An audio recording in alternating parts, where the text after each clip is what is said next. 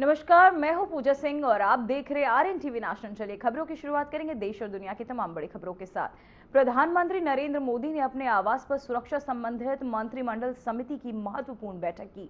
इस बैठक में केंद्रीय गृह मंत्री अमित शाह, रक्षा मंत्री राजनाथ सिंह, विदेश मंत्री डॉक्टर एस जयशंकर और वित्त मंत्री निर्मला सीतारमण उपस्थित रहे। वहीं बैठक में राष्ट्रीय सुरक्षा, रक्षा नीतियों और सुरक्षा चुनौतियों पर विस्तृत चर्चाएं की गई। अधिकारियों ने सुरक्षा उपायों, अंतर्राष्ट्रीय संबंधों और रणनीतिक पहलुओं पर भी सुझाव दिए। प्रधानमंत्री मोदी ने बैठक में सभी मंत्रियों को निर्देश दिए कि देश की सुरक्षा और रणनीतिक मजबूती को और अधिक सुदृढ़ बनाने के लिए सतत प्रयास जारी रहे।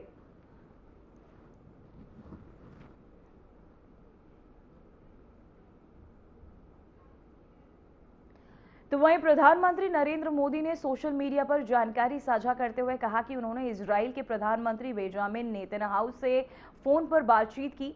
इस बातचीत में क्षेत्रीय सुरक्षा और हाल के घटनाक्रमों पर चर्चा की गई। प्रधानमंत्री मोदी ने कहा कि भारत ने अपनी चिंताओं से नेतन्याहू को अवगत कराया और नागरिकों की सुरक्षा को सर्वोच्च प्राथमिकता बताया। वहीं साथ ही भारत ने इस शत्रुता को शीघ्र समाप्त करने की आवश्यकता पर भी जोर दिया। ये वार्ता दोनों देशों के बीच तनावपूर्ण परिस्थितियों में सहयोग और संवाद को बनाए रखने के प्रयास का हिस्सा माना जा रही है।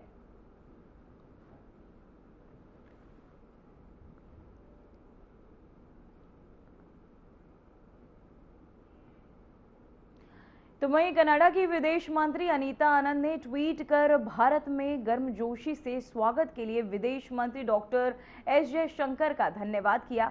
उन्होंने लिखा कि वह कनाडा और भारत के बीच साझेदारी को मजबूत करने और दोनों देशों के बीच आगे के महत्वपूर्ण कार्य को आगे बढ़ाने के लिए उत्सुक है। अनीता आनंद के इस ट्वीट से भारत कनाडा संबंधों में सहयोग और मित्रता को लेकर सकारात्मक संकेत मिल रहे हैं।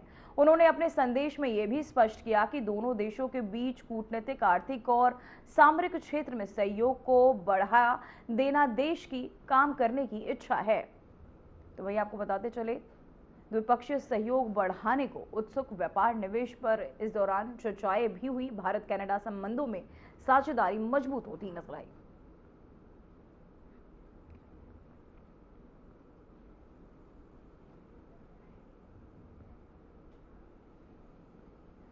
तो वहीं बड़ी खबर सामने आ रही, जो अमित शाह का हरिद्वार दौरा, 7 मार्च को हरिद्वार दौरा अमित शाह का। तो वहीं सीएम धामी ने की तैयारियों की समीक्षा।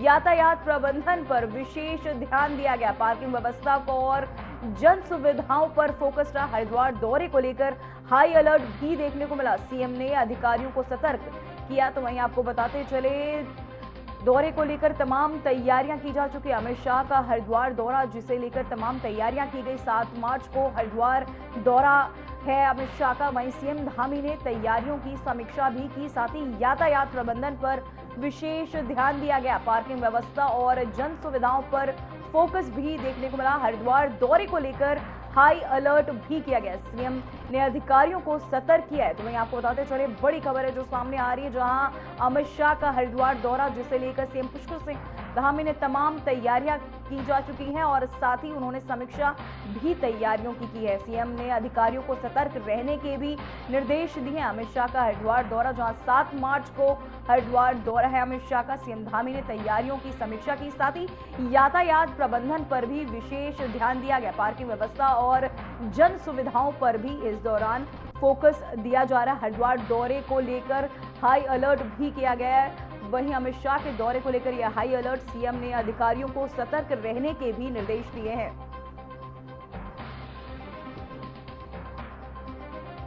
तो वहीं आपको बताते चले, सीएम ने अधिकारियों को किया सतर्क। साथ ही हरिद्वार दौरे को लेकर अलर्ट जारी। 7 मार्च को अमित शाह का हरिद्वार दौरा, जहां सीएम धामी ने की समीक्षा। तो वहीं एक और बड़ी खबर सामने आ रही है, जहां हरियाणा विधानसभा बजट सत्र का आज 7वां दिन। सीएम नायब सिंह सैनी पेश करेंगे बजट। बीजेपी सरकार का दूसरा बजट पेश। वहीं बजट में विकसित हरियाणा 2047 रोड मार्ग, उद्योग, शिक्षा, स्वास्थ्य, खेल और विकास पर इस बजट में फोकस रखा जाए। महिलाओं, युवाओं और एआई प्रकृति खेती पर बजट में फोकस किया जा रहा है। तो वहीं आपको बताते चले, बजट में विकसित हरियाणा 2047 पर फोकस।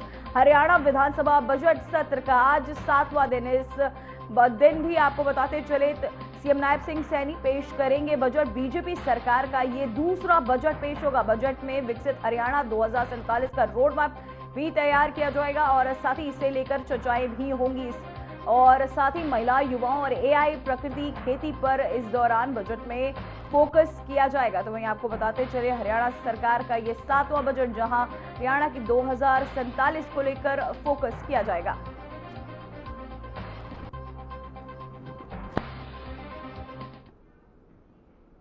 तो वहीं हरियाणा बीजेपी के विधायक और मंत्री पंचकुला में एक विशेष प्रशिक्षण शिविर के लिए एकत्रित हुए। ये शिविर बीजेपी प्रदेश कार्यालय पंचकुला में आयोजित किया गया। शिविर में मुख्यमंत्री नायब सिंह सैनी भी उपस्थित रहे। साथ ही बीजेपी प्रदेश अध्यक्ष मोहनलाल बडौली और कई मंत्री, विधायक, सांसद और चेयरमैन भी शामिल हुए। इस प्रशिक्षण का उद्देश्य पार्टी के नेताओं को संगठनात्मक कार्य, नीति निर्धारण और आगामी कार्यक्रमों के लिए तैयार करना बताया गया। तो वहीं आपको बताते चले पंचकुला में इस दौरान प्रशिक्षण उद्देश्य पार्टी जिसे लेकर हरियाणा बीजेपी के विधायक और मंत्री पंचकुला में एक विशेष प्रशिक्षण शिविर के लिए एकत्रित हुए। ये शिविर बीजेपी प्रदेश कार्यालय पंचकुला में आयोजित किया गया। तो वहीं आपको बताते चले शिविर में मुख्यमंत्री नायब सैनी भी उपस्थित रहे और साथ ही आपको बता दें बीजेपी प्रदेश अध्यक्ष मोहनलाल बडौली और कई मंत्री, विधायक, सांसद और चेयरमैन भी शामिल हुए। इस प्रशिक्षण का उद्देश्य पार्टी के नेताओं को संगठनात्मक कार्य, नीति निर्माण और आगामी कार्यक्रमों के लिए तैयार करना बताया गया।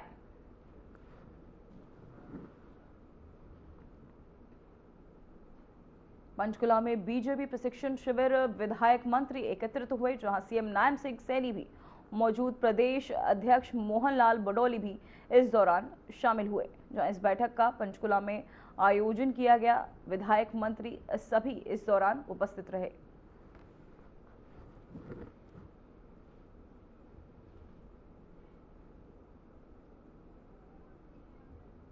तो वहीं उत्तर प्रदेश के मुख्यमंत्री योगी आदित्यनाथ ने वाराणसी में धार्मिक कार्यक्रमों में भाग लेते हुए श्री काशी विश्वनाथ मंदिर और श्री काल भैरव मंदिर में पूजा अर्चना की। मुख्यमंत्री ने मंदिरों में पहुंचकर श्रद्धालुओं के साथ भक्ति भाव से पूजा अर्चना की और मंदिर प्रांगण का दौरा किया। इस अवसर पर मंदिर प्रशासन ने विशेष सुरक्षा और व्यवस्थाओं का ध्यान रखा ताकि दर्शनार्थियों को कोई असुविधा न हो। जहां उनकी सुविधाओं को ध्यान में रखते हुए तमाम कार्य किए गए। साथ ही आपको बता दें सीएम ने किए मंदिर में दर्शन, साथ ही काशी विश्वनाथ मंदिर में उन्होंने पूजा अर्चना की। काल भैरव मंदिर में भी गए सीएम, जहां उन्होंने माथा टेका, पूजा अर्चना की, भगवान का आशीर्वाद लिया। साथ ही भक्ति भाव में वो नजर आए सीएम। तो वहीं आपको बताते चले उत्तर प्रदेश के मुख्यमंत्री योगी आदित्यनाथ ने वाराणसी में धार्मिक कार्यक्रमों में भाग लेते हुए श्री काशी विश्वनाथ मंदिर और श्री काल भैरव मंदिर में पूजा अर्चना की। वहीं मुख्यमंत्री ने मंदिरों में पहुंचकर श्रद्धालुओं के साथ भक्ति भाव से पूजा अर्चना की और मंदिर प्रांगण का दौरा किया। इस अवसर पर मंदिर प्रशासन ने विशेष सुरक्षा और व्यवस्थाओं का ध्यान रखा ताकि दर्शनार्थियों को कोई असुविधा ना हो।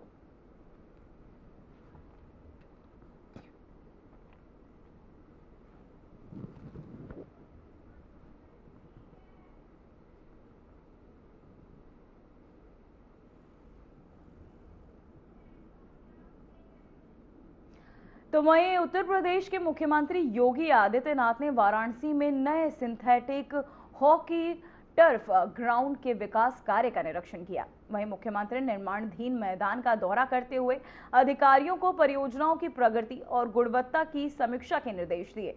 उन्होंने कहा कि खेलों के क्षेत्र में बेहतर सुविधा, युवाओं के लिए नई और आपको बता दें नई संभावनाएं और अवसर भी प्रदान करेंगे। इस अवसर पर स्थानीय खेल अधिकारी और परियोजना टीम के सदस्य भी मौजूद रहे। तो आपको बताते चले वाराणसी में खेल को लेकर बेहतर प्रदर्शन के लिए तमाम सुविधाएं दी गई। साथ ही उत्तर प्रदेश के मुख्यमंत्री योगी आदित्यनाथ ने वाराणसी में नए सिंथेटिक हॉकी टर्फ ग्राउंड के विकास कार्य का निरीक्षण किया। इस निरीक्षण के दौरान मुख्यमंत्री निर्माणाधीन मैदान का दौरा करते हुए अधिकारियों को परियोजना की प्रगति और गुणवत्ता की समीक्षा के भी निर्देश दिए। उन्होंने कहा कि खेलों के क्षेत्र में बेहतर सुविधाएं युवाओं के लिए नई संभावनाएं और अवसर प्रदान करेंगे। इस अवसर पर स्थानीय खेल अधिकारियों और परियोजना टीम के सदस्य भी मौजूद रहे।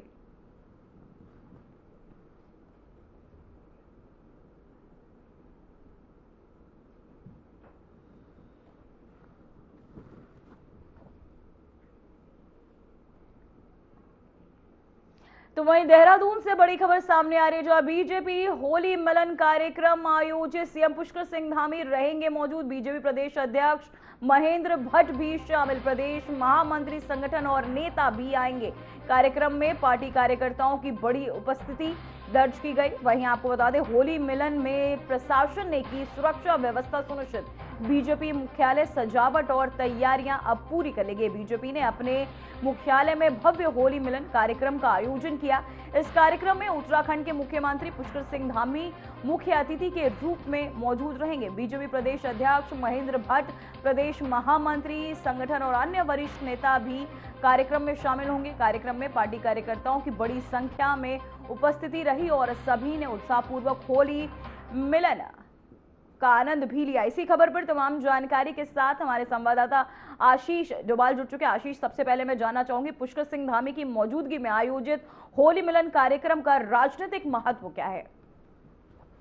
बिल्कुल पूजा, आज जो भाजपा मुख्यालय है बल्बी रोड में, वहाँ पर होली मिलन कार्यक्रम का आयोजन किया गया है और थोड़ी देर में मुख्यमंत्री पुष्कर सिंह धामी भी पहुंचने वाले हैं। और यहाँ पर प्रदेश अध्यक्ष महेंद्र भट्ट से लेकर प्रदेश के संगठन मंत्री और जो तमाम जो नेता हैं भारतीय जनता पार्टी के सबसे बड़े जो कार्यकर्ता हैं, उनकी उपस्थिति है। और होली मिलन को लेकर के जो प्रशासन है, जो सुरक्षा व्यवस्था है, उसकी तैयारी की गई है। बीजेपी मुख्यालय को जो है दुल्हन की तरह सजाया गया है। पहले से ही जो है तमाम जो तैयारियां हैं वो पूरी कर ली गई हैं। ढोल नगाड़ों के साथ बीजेपी के जो कार्यकर्ता और जो नेता हैं वो कहीं न कहीं फूलों की होली भी खेल रहे हैं, रंग को गुलाल लगा रहे हैं। और इसका कहीं न कहीं उद्देश्य यही है कि जो प्रदेश कार्यालय है उसे एक नई उम्मीद के साथ जो आने वाले चुनाव हैं उसको लेकर के भी एकजुटता कहीं न कहीं भाजपा नेताओं में दिख रही है। और होली का त्योहार एक दूसरे को जो है पुरानी सभी गिले शिकवे भुला देने का होता है और नए तरीके से जीवन में जो है चाहे आपका कोई दुश्मन भी हो तो उसे भी कहीं न कहीं गले लगाकर अबीर गुलाल लगाते हैं, रंग लगाते हैं, गुजिया खाई जा रही है, तमाम जो मिष्ठान है वो कहीं न कहीं बांटी जा रही है। और भाजपा कार्यालय को दुल्हन की तरह यहाँ पर सजाया गया है। जी आशीष, महेंद्र भट्ट की भागीदारी संगठन के लिए कितनी अहम मानी जा रही है?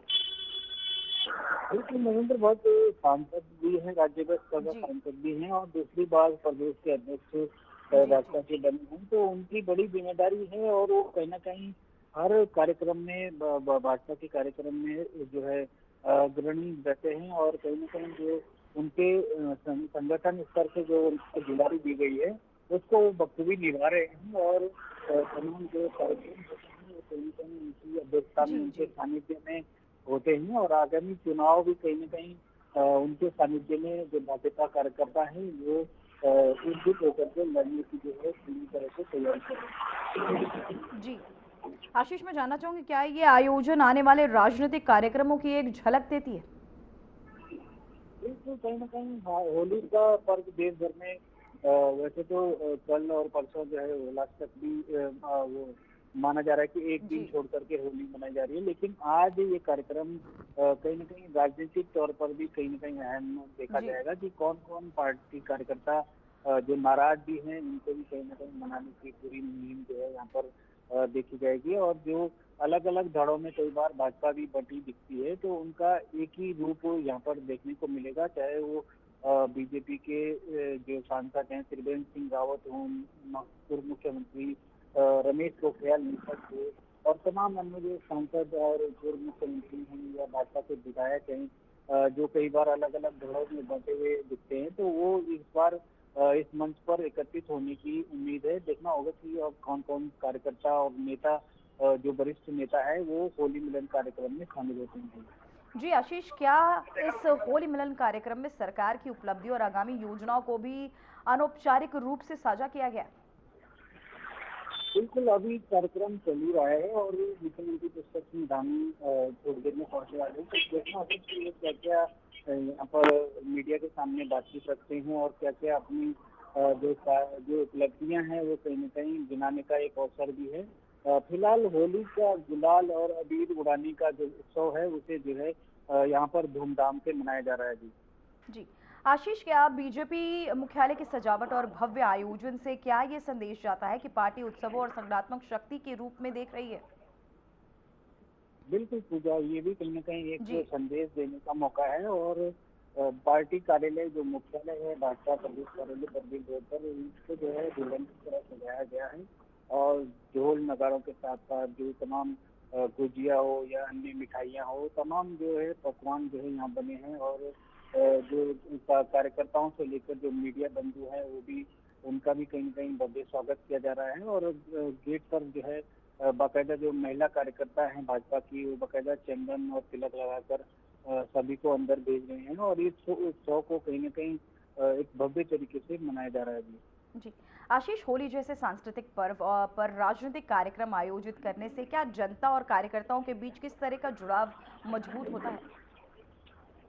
बिल्कुल, होली का पर्व हो चाहे दिवाली का पर्व हो, जब जी। जब ऐसे पर्व आते हैं तो कहीं न कहीं जो पार्टी का मुख्यालय होता है वहाँ पर विशेष आयोजन होते हैं। पिछले दिनों चाहे देखा होगा आपने, कांग्रेस कार्यालय में भी भव्य का आयोजन हुआ था और आज भाजपा कार्यालय में भव्य आयोजन है और ये सिटिंग पार्टी भी है, यहाँ पर जी। सरकार भाजपा की है, तो इसको जो है और भव्य तरीके से जो है मनाया जा रहा है और यहाँ पर जो सुरक्षा व्यवस्था की बात करें, शासन प्रशासन की तरफ से तमाम पुलिस जवान तैनात हैं और जो पार्किंग की व्यवस्था है वो भी कई की गई है, क्योंकि यहाँ पर रोड थोड़ा कंजेस्टेड है और पार्किंग में बहुत दिक्कतें होती है, तो इसको लेकर गाड़ियों का जो काफिला है वो लंबी दूर दूर तक जो है गाड़ियाँ खड़ी हैं और तमाम जो नेता हैं उनका जो है आना जाना सुबह जी। से ही जी। शुरू हो गया था और ये जो होली का कार्यक्रम है इसे भव्य तरीके से मनाया जा रहा है जी। जी।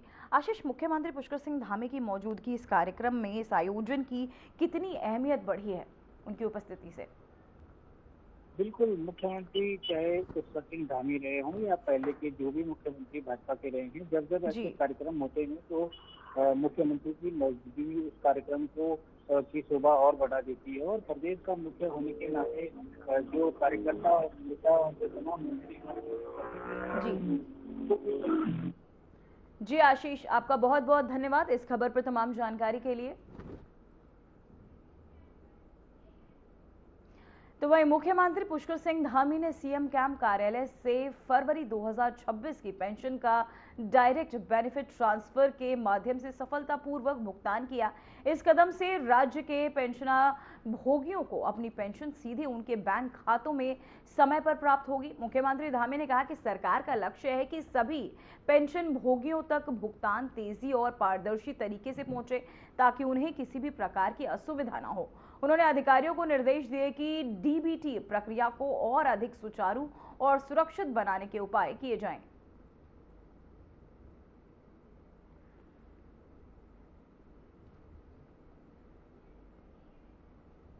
तो वहीं मध्य प्रदेश के मुख्यमंत्री मोहन यादव ने भोपाल में कैंसर अस्पताल का दौरा किया और अस्पताल में भर्ती मरीजों से मुलाकात की। मुख्यमंत्री यादव ने कहा, मैं यहां अस्पताल पहुंचा हूं, यहां पूर्व विधायक राजकुमार कैंसर के कारण भर्ती हैं, मैं उनकी शीघ्र स्वास्थ्य होने की कामना करता हूं। इस अवसर पर अस्पताल प्रशासन ने मरीजों और आगंतुकों के लिए विशेष व्यवस्थाओं का ध्यान रखा। मुख्यमंत्री ने मरीजों और उनके परिवारों से बातचीत कर उन्हें मानसिक और चिकित्सीय सहायता उपलब्ध कराने के निर्देश भी दिए।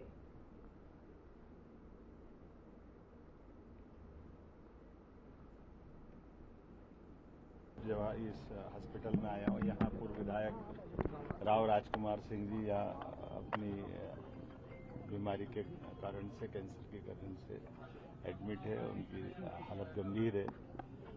मैंने बाबा महाकाल से कामना की वो शीघ्र स्वस्थ हो। हमारे बहुत पुराने कार्यकर्ता हैं, बड़े वरिष्ठ हैं, क्षेत्र में अशोकनगर में बड़ा नाम है, पूरे प्रदेश में उनको लोग जानते हैं। आज होली के अवसर पर मेरी अपनी ओर से पूरे प्रदेशवासियों को बधाई। हम सब होली के आनंद के साथ, बसंत का ये मौसम सबके लिए फलदायी हो, शुभदायी हो, इसी के साथ साथ भगोरिया पर्व का आज आखिरी दिन है।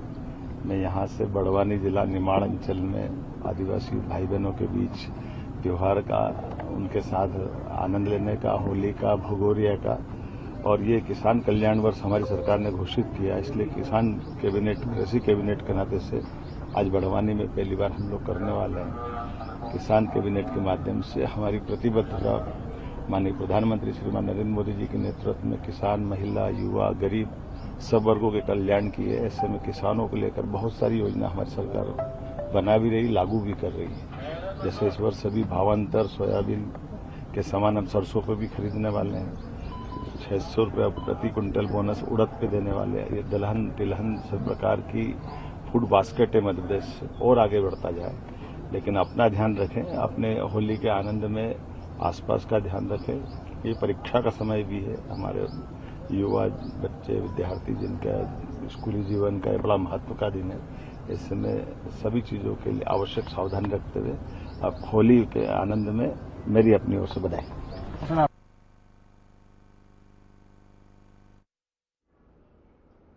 तो वहीं छत्तीसगढ़ के मुख्यमंत्री विष्णुदेव साय ने रायपुर में हजूर साहिब नांदेड़ तक सिख समुदाय की वार्षिक तीर्थ यात्रा को हरी झंडी दिखाकर शुभारंभ किया। मुख्यमंत्री साय ने श्रद्धालुओं को यात्रा के दौरान सुरक्षित और सुखद अनुभव के लिए शुभकामनाएं दी। इस अवसर पर प्रशासन ने भी तीर्थ यात्रा के सुरक्षित और सुचारू संचालन के लिए विशेष इंतजाम किए। यात्रा में बड़ी संख्या में सिख श्रद्धालु शामिल हुए और भक्ति भाव से अपना मार्ग तय किया।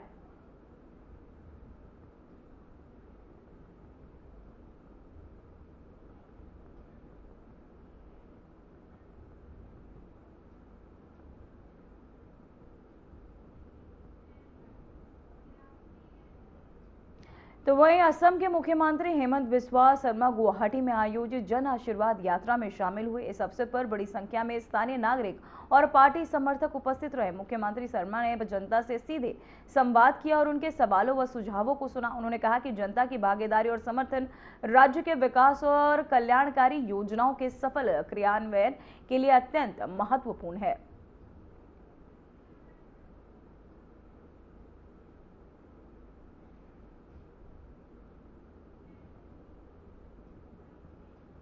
तो वहीं ईरान के supreme leader ayatollah Ali Khamenei की हत्या के विरोध में श्रीनगर में बड़े पैमाने पर विरोध प्रदर्शन हुए।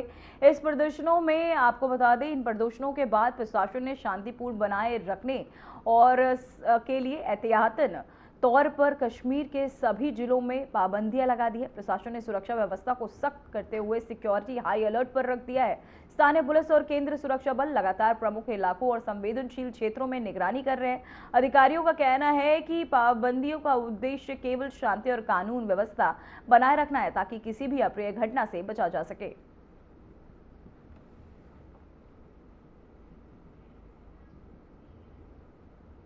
तो वहीं इंदिरा गांधी अंतर्राष्ट्रीय एयरपोर्ट ने आपको बता दें, सोशल मीडिया प्लेटफॉर्म एक्स पर जानकारी साझा करते हुए बताया कि मिडिल ईस्ट में बदलते राजनीतिक हालात के कारण पश्चिम की ओर जाने वाली अंतर्राष्ट्रीय उड़ानों में रुकावट आ रही है और कई उड़ानों के शेड्यूल में बदलाव भी किए जा रहे हैं।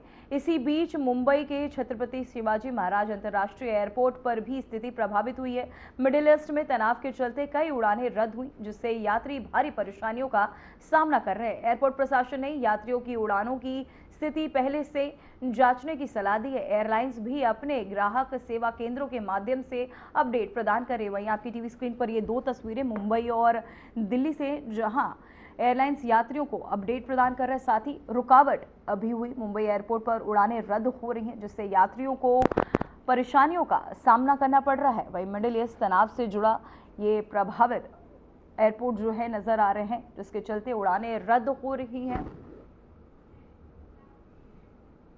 फिलहाल देश और दुनिया की तमाम बड़ी खबरों में इतना ही। देखते रहिए RN TV नेशनल। मुझे दीजिए इजाजत। नमस्कार।